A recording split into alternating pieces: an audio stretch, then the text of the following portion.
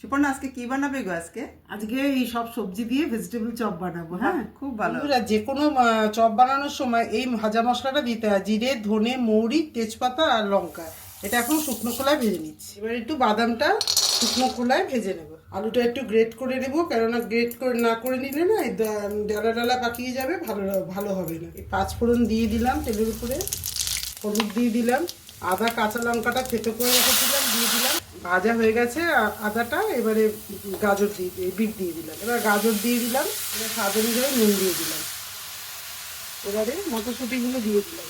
এবারে আলু সেদ্ধটা দিয়ে দিচ্ছি। একটু বিস্কুটের গুঁড়ো দিয়ে নিচ্ছি শুকনো হওয়ার জন্য। ভাজা বাদামগুলো দিয়ে দিলাম, ভাজা মশলার গুঁড়োটা উপর থেকে ছড়িয়ে দিলাম। এরকম করে গোল গোল শেপ দিয়ে, লম্বা লম্বা শেপ দিয়ে নিলাম। দিয়ে এবারে বিস্কুটের গুঁড়ো চুবিয়ে দেবো। এবার ডিমের গুঁড়ো আর একবার চুবিয়ে নেবো। বিস্কুটের গুঁড়ো দিয়ে দিলাম।